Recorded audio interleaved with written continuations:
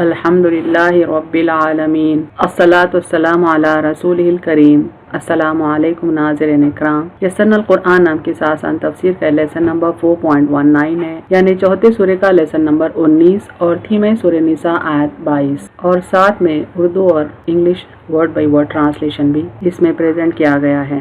اعوذ باللہ من الشیطان الرجیم، بسم اللہ الرحمن الرحیم۔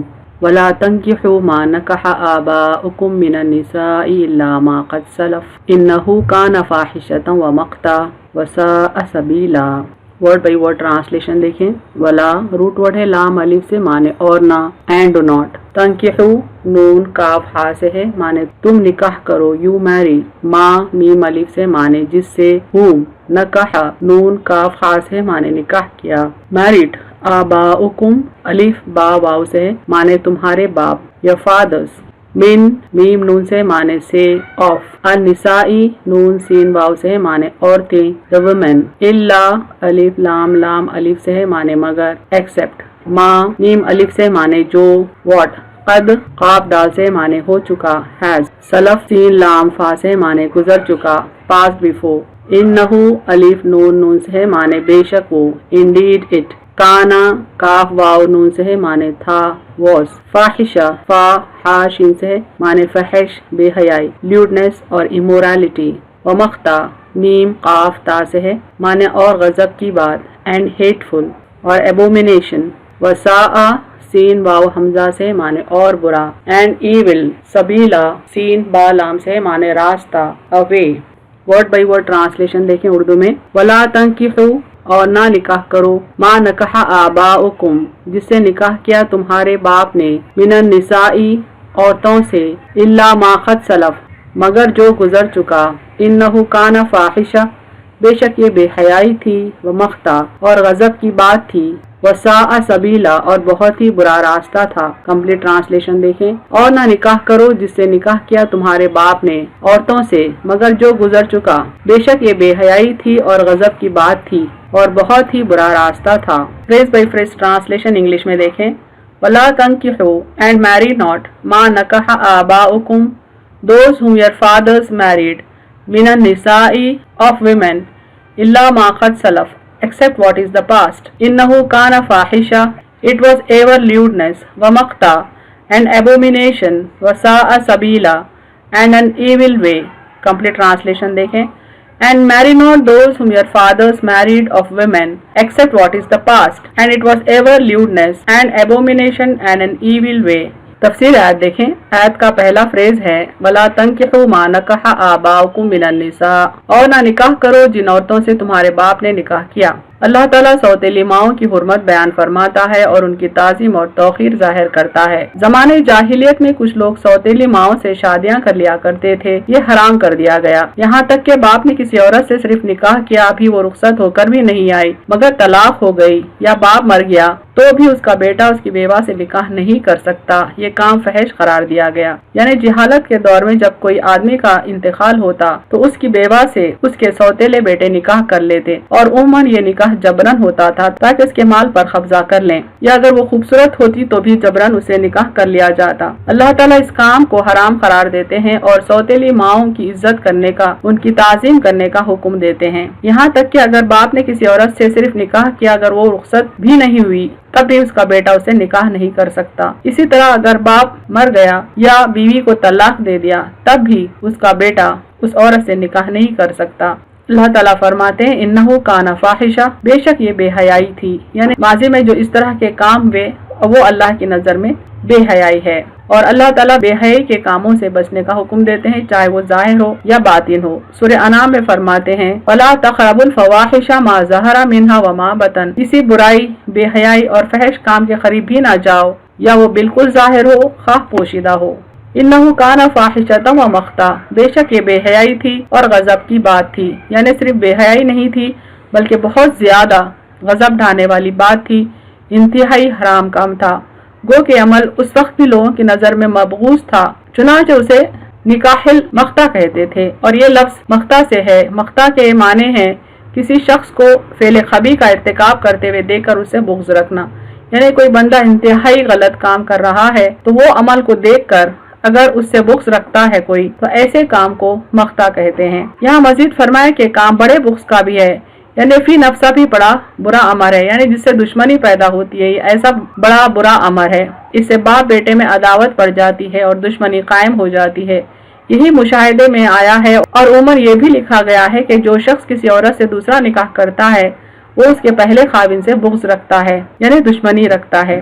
یہی وجہ ہے کہ حضرت صلی اللہ علیہ وسلم کی بیویاں امہات المومنین قرار دی گئیں اور امت پر مثل ماں کے حرام کی گئیں، کیونکہ وہ نبی صلی اللہ علیہ وسلم کی بیویاں ہیں اور آپ مثل باپ کے ہیں، کیونکہ اللہ تعالیٰ نے آپ صلی اللہ علیہ وسلم کی بیویوں کو امہات المومنین قرار دیا ہے اور آپ صلی اللہ علیہ وسلم کو مثل باپ قرار دیا ہے۔ اسی لیے آپ صلی اللہ علیہ وسلم کے انتقال کے بعد، وفات کے بعد، کوئی مومن مرد ام المومنین سے نکاح نہیں کر سکتا، بلکہ اجماعاً ثابت ہے کہ آپ صلی اللہ علیہ وسلم کے حق باپ دادا کے حقوق سے بھی زیادہ اور بہت بڑے ہیں، بلکہ آپ صلی اللہ علیہ وسلم کی محبت خود اپنی جانوں کی محبت پر بھی مقدم ہے، یعنی آپ صلی اللہ علیہ وسلم کا مقام اتنا زیادہ ہے کہ ہم کو ہماری جان سے زیادہ آپ صلی اللہ علیہ وسلم سے محبت کرنا ہے۔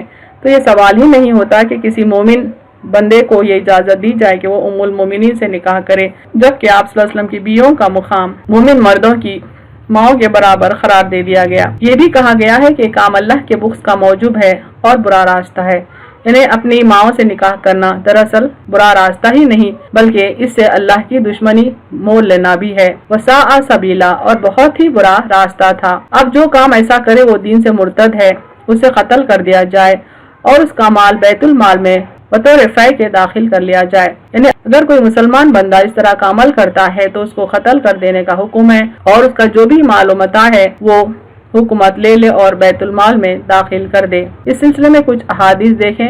سنن اور مسند احمد میں مروی ہے کہ ایک صحابی کو رسول اللہ صلی اللہ علیہ وسلم نے اس شخص کی طرف بھیجا جس نے اپنے باپ کی بیوی سے باپ کے بعد نکاح کیا تھا، اسے قتل کر ڈالو اور اس کے مال پر قبضہ کر لو۔ یعنی اس حدیث سے معلوم ہوتا ہے کہ ایک ایسے شخص کو آپ صلی اللہ علیہ وسلم نے قتل کرنے کا حکم دے دیا جس نے اپنے باپ کی بیوی سے نکاح کیا تھا، اور پھر اتنا ہی نہیں کہ اسے قتل کیا گیا بلکہ اس نے جو مال کمایا تھا اس پر بھی آپ صلی اللہ علیہ وسلم نے قبضہ کرنے کا حکم دے دیا، یعنی اس کو بیت المال میں داخل کرنے کا حکم دے دیا۔ یہاں پر ایک اور حدیث دیکھیں۔ سیدنا برا بن عازب رضی اللہ عنہ فرماتے ہیں کہ میرے چاچا سیدنا حارث بن عمیر رضی اللہ عنہ اپنے ہاتھ میں نبی کریم صلی اللہ علیہ وسلم کا دیا ہوا جھنڈا لے کر میرے پاس سے گزرے۔ میں نے پوچھا کہ چچا، نبی کریم صلی اللہ علیہ وسلم نے آپ کو کہاں بھیجا ہے؟ فرمایا اس شخص کی طرف جس نے اپنے باپ کی بیوی سے نکاح کیا ہے، مجھے حکم ہے کہ میں اس کی گردن ماروں۔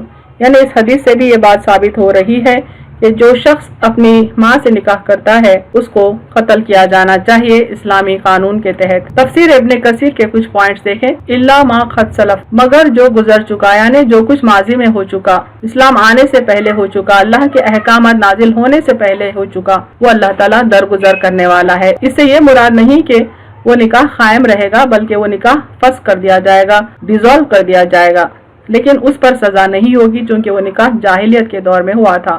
جاہلیت میں اس نکاح کا معمول تھا جسے باقاعدہ نکاح سمجھا جاتا تھا اور بالکل حلال گنا جاتا تھا، اس لیے یہاں بھی فرمایا گیا کہ جو پہلے گزر چکا سو گزر چکا۔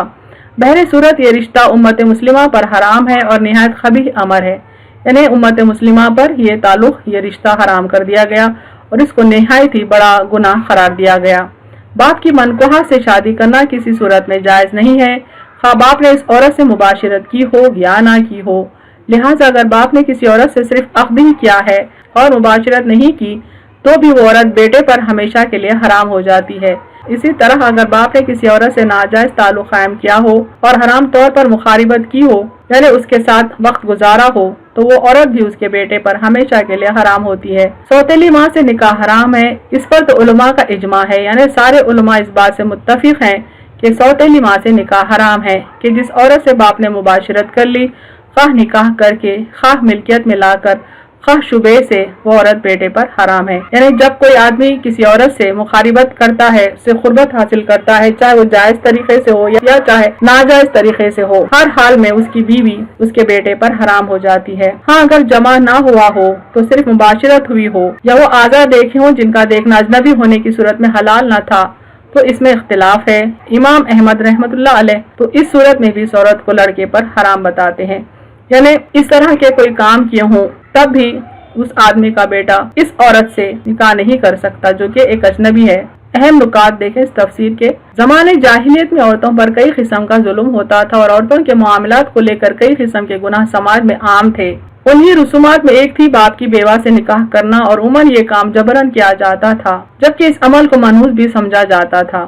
اللہ نے اس عمل کو حرام قرار دیا اور اس کو مثل زنا کے قرار دیا، بلکہ اس سے بھی زیادہ قبیح فرمایا، انہ کان فاحشۃ و مقتا، بے شک یہ بے حیائی تھی اور غضب کی بات تھی، اور اس عمل کو انتہائی برا راستہ بھی قرار دیا گیا، یعنی اس کو ساء سبیلا کہا گیا، اور جو جہالت کے دور میں ہو گیا اللہ نے اسے درگزر کیا، الا ما قد سلف، مگر جو گزر چکا۔